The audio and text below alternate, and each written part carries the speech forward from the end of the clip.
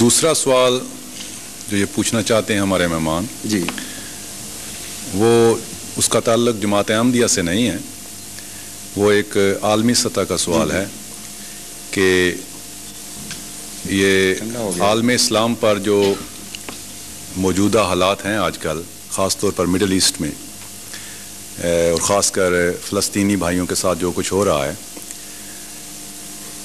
یہ آپ کی نظر میں ایک خدائی عذاب ہے یا ایک دنیاوی گندی سیاست کا نتیجہ ہے؟ آپ کا اس کے متعلق آپ کی نظریات کیا ہیں؟ خدائی عذاب کیا ہوتا ہے یہ اگر سمجھ جائیں تو یہ سوال خود بخود کھول جاتا ہے۔ خدائی عذاب سے مراد یہ ضروری نہیں ہوتا کہ اللہ تعالیٰ زبردستی کسی کو جہنم میں جھونکے، بلکہ جو لوگ عرفان رکھتے ہیں قرآن کریم کا ان کو پتہ ہے کہ ہر عذاب انسان کا اپنا پیدا کردہ ہوتا ہے، جہنم بھی انسان کی اپنا پیدا کردہ ہوگی۔ اللہ تعالیٰ بار بار قرآن کریم میں فرما چکا ہے کہ میں ظالم نہیں ہوں، جو کچھ تم سزا پاؤ گے تمہارے اپنے کی ہوئی سزا ہوگی، اپنی بنائی ہوئی جہنم ہے۔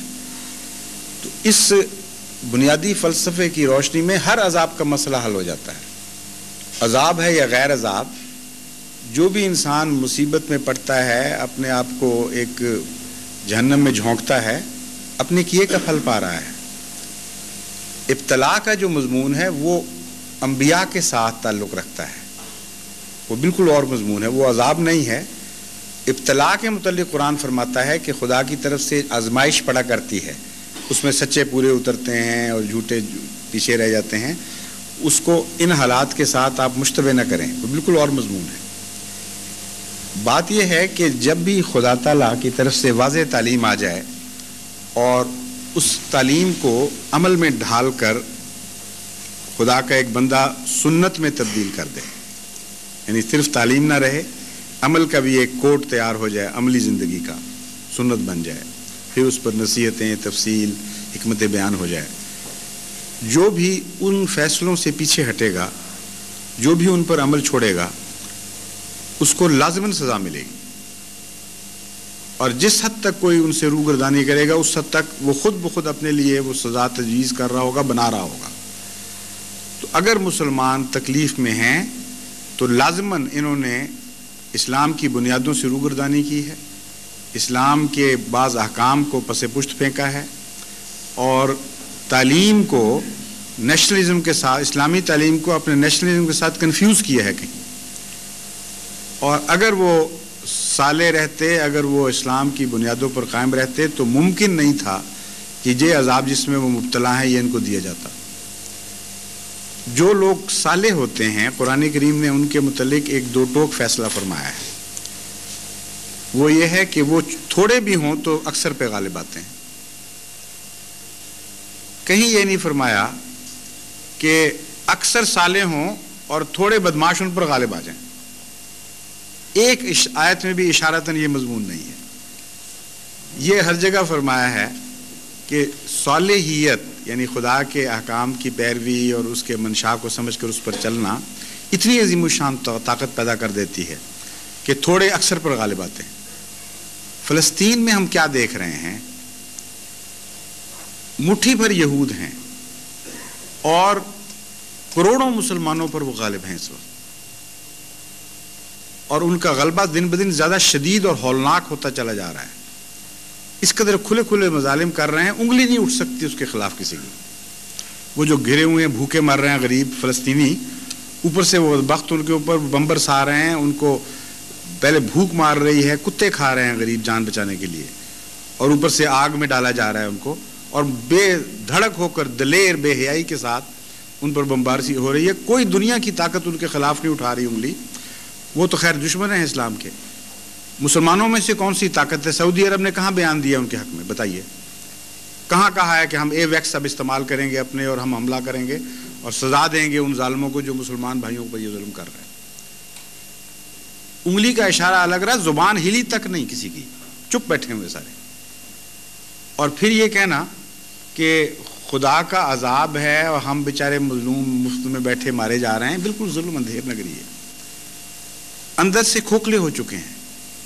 کوئی اسلام باقی نہیں ہے۔ سچا اسلام ہو تو ممکن ہی نہیں ہے کہ تھوڑے لوگ زیادہ مصلحین کو اور سچوں کو برباد اور ذلیل اور رسوا کر کے رکھ دیں۔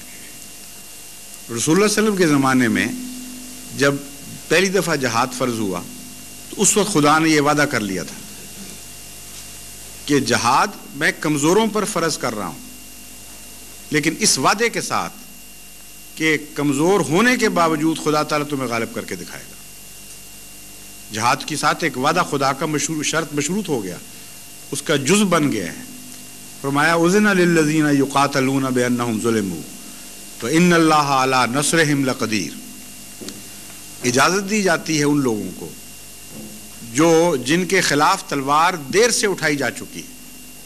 یقاتلون پہلے سے دشمنوں پر حملہ آور ہے، اب اجازت مل رہی ہے۔ بانہم ظلموا، مظلوم ہیں، ان کے اندر اتنی کمزوری ہے کہ ہر ظالم آدمی اٹھ کر دلیر ہو کر ان پہ حملہ کرتا ہے۔ ان کے اندر طاقت ہوتی تو مجال تھی کسی کے ان کے خلاف اٹھتا، اس قدر کمزوری کی حالت ہے۔ ساتھ ہی فرما دیا ان اللہ علی نصرہم لقدیر، اجازت دینے والا پھر اس بات پر قادر بھی ہے کہ انہیں غالب کر کے دکھائے، اور وعدہ کرتا ہے کہ غالب کرے گا۔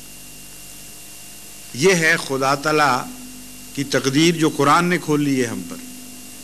کوئی تقدیر جو اس تقدیر کے مخالف چلتی ہوئی نظر آئے گی وہ جھوٹی تقدیر ہے، اس کا قرآن سے کوئی تعلق نہیں۔ اس لیے اگر یہ جہاد ہو سچا اور جہاد کرنے والے جہاد کی شرائط پوری کر کے جہاد لڑ رہے ہوں تو ممکن نہیں ہے کہ خدا اس وعدے کو بھول جائے جو حضرت محمد مصطفیٰ صلی اللہ علیہ وسلم کی زبان پر جاری کروایا ہے۔ خدا سچا اور دنیا میں سب سے سچا حضرت محمد مصطفیٰ صلی اللہ علیہ وسلم، اس سے پکا وعدہ اور کیا ہو سکتا ہے؟ ان اللہ علی نصرہم لقدیر۔ ہم اجازت ہی نہیں دیتے بلکہ کمزوروں کو حوصلہ دلاتے ہیں، ہم پیچھے کھڑے ہیں تمہاری، بالکل پرواہ نہ کرو، اور ان کو لڑوا کر جب لڑوائے مروا دے۔ وہ اسلام کا خدا ہے نعوذ باللہ من ذالک جو یہ کام کروا رہا ہے۔ اس لیے اپنا آپ دیکھیں، اپنا تجزیہ کریں، اگر یہ وعدہ حق میں پورا نہیں ہو رہا تو لازماً اندر کمزوریاں اور نقائص ہیں۔ ان معنوں میں یہ عذاب الہی ہے کہ آپ نے خود روگردانی کر کے اللہ کی رحمت سے محرومی اختیار کر لی ہے اور دیکھ نہیں رہے کہ کیا ہو رہا ہے۔ پھر خدا تعالیٰ نے فرمایا تھا کہ رابطو، دشمن کی سرحدوں پر گھوڑے باندھو، ان کی چلاکیوں سے باخبر رہو، اپنا حفاظت کا انتظام اس طرح نہ کرو کہ گھر بیٹھے رہو، جب دشمن حملہ کرے تب پتہ چلے۔ رابطو کا مطلب ہے ہمیشہ سرحدوں پر رہو، نگران اور حفاظت کرنے والے، تاکہ پہلی لائن ڈیفنس پر حملہ ہو اس وقت تم لوگ خبردار ہو جاؤ۔ یہاں یہ حال ہے کہ مکے اور مدینے میں دشمن گھس گیا ہے، ابھی تک عالم اسلام کو خبر ہی نہیں کہ کیا ہو رہا ہے ہمارے ساتھ۔ یہ امر واقعہ ہے، اور اتنا ہولناک واقعہ ہے کہ مسلمانوں کو اگر اسلام سے سچا پیار ہو تو ان کی راتوں کی نیند حرام ہو جانی چاہیے اس بات کے اوپر۔ ساری دنیا میں سعودی عرب کا نفوذ اس عالم اسلام پر ٹھونسنے کی ایک نہایت خوفناک سازش ہے جو کھل رہی ہے، دن بدن زیادہ ہو رہی ہے۔ پاکستان کلیتاً مٹھی میں آ چکا ہے سعودی عرب کے، ملیشیا، انڈونیشیا، افریقہ کے ممالک، ہر جگہ سعودی عرب پیسہ دے کر اسلام امریکن طرز پر ایڈز دے دے کے اب ان کو قابو کر رہے ہیں۔ اور کون مسلمان نہیں جانتا کہ سعودی عرب 100% امریکہ کی غلامی میں ہے۔ تمام دنیا میں کوئی ایک حکومت ایسی نہیں جو سعودی عرب سے بڑھ کر امریکہ کی یسر غلام ہو اور 100% ان کی مٹھی میں ہو۔ اور کون مسلمان یا کون دنیا کا آدمی نہیں جانتا کہ امریکہ خود اس وقت جوز کی مٹھی میں یوں بند ہے کہ ہل نہیں سکتا۔ ان کی انٹرنل پالیسی، ان کی فورن پالیسی، ان کی فائنینشیل پالیسی، ان کے تمدن، ان کے معاشرے پر 100% اس وقت یہودی قابض ہو چکے ہیں۔ پالیسیاں ان کی بنتی ہیں اسرائیل میں اور وہ ٹھونسی جاتی ہیں۔ ریگن جب ننگا ہوا ہے تو صاف پتہ چلا کہ یہ تو امریکہ کا تو یہ حال ہے کہ اتنا بڑا ملک ہو کر ایل سلواڈور وغیرہ ان ممالک میں سازشیں کرنے کے لیے یہود کے تابع بنا ہوا، ان کی مدد سے کام کرتا ہے۔ اب بتائیں اس سے زیادہ خوفناک سازش کیا ہو سکتی ہے کہ مکے اور مدینے کو عالم اسلام پر یہودیت نافذ کرنے کے لیے استعمال کیا جائے۔ آواز مکے اور مدینے سے پھوٹے گی، سارے مسلمان سمجھیں گے کہ یہ ہمارے آقا کی بستی کی آواز ہے، ہم اس کے غلام 100% سمعنا و اطعنا، ہم نے سنا اور ہم نے قبول کیا. یہی آواز ہوگی جن کو عشق ہے. اور یہ نہیں پتا ہوگا کہ یہ آواز چلی مکے اور مدینے سے نہیں ہے، بلکہ امریکہ سے ایک باز گشت ہے آواز کی، جس کا آغاز ہوا تھا اسرائیل میں. اب اسرائیل جو چاہے گا عالم اسلام سے منوانا، وہ امریکہ کی معرفت سعودی عرب کے رستے سے منواتا چلا جائے گا، اور آپ کچھ نہیں کر سکیں گے. وہابیت کو اس کے ساتھ قابض کرنے کے لیے نہایت ہی خوفناک ایک سازش چلی ہوئی ہے جو کھل رہی ہے، اور اس سازش کو کامیاب بنانے کے لیے ساری توجہ جماعت احمدیہ کی طرف رکھی جا رہی ہے.